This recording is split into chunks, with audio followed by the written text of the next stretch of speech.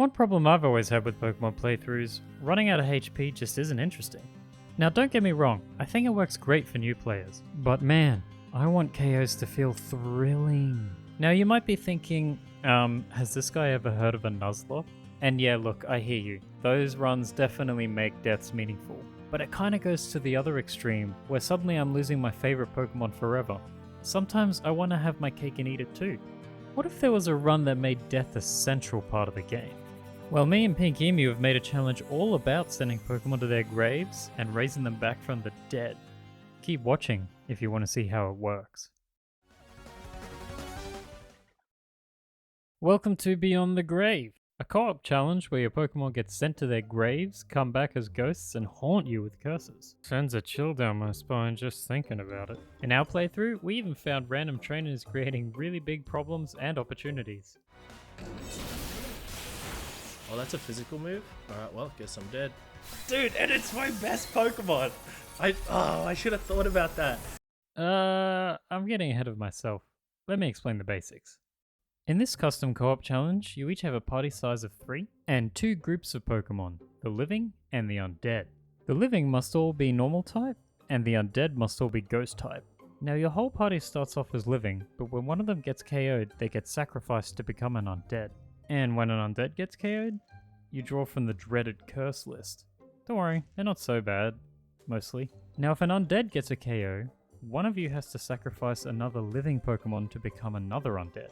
To make matters worse, you can't use healing items on undead in battle. When none of you have a single living Pokemon left, well that's kinda game over. Find a suitable punishment and reset your teams, or game.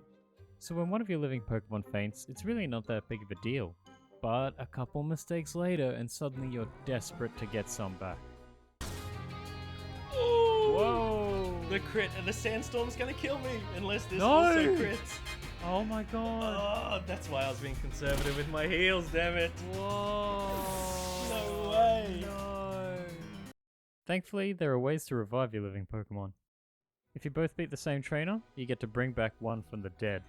But remember, if one of your undead gets a KO, you have to sacrifice another living Pokemon. So for me and Emu, trainers started to become revived vending machines. Only there was a chance the vending machine would take your money and steal something from you. Now, I don't mean to alarm you, but trainers in Scarlet and Violet actually become a meaningful part of the game with this challenge. What a challenge this turned out to be.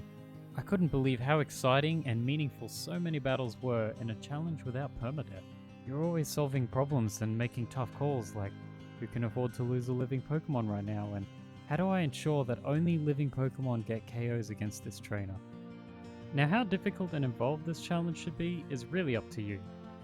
We avoided grinding and being overleveled, which of course is going to have a big impact.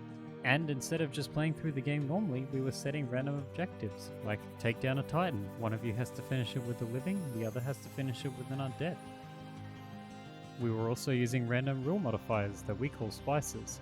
I'll save that for another video. But just as a teaser, one of my spices was that I could have ice types in my team if I had the right food buff from eating ice cream. But all of that stuff really is just icing on the cake, even if you don't do all that.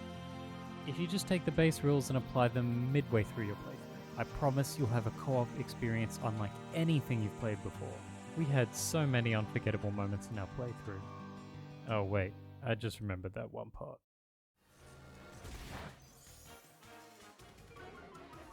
Okay. Oh no! What happened? It got a special defense drop with its Shadow Ball, which triggered competitive on my Chansey, and then its ability mimics stat changes from me. Oh! Like, what the heck? I've lost. There's just no way I can win from here. What an interaction! That was rough.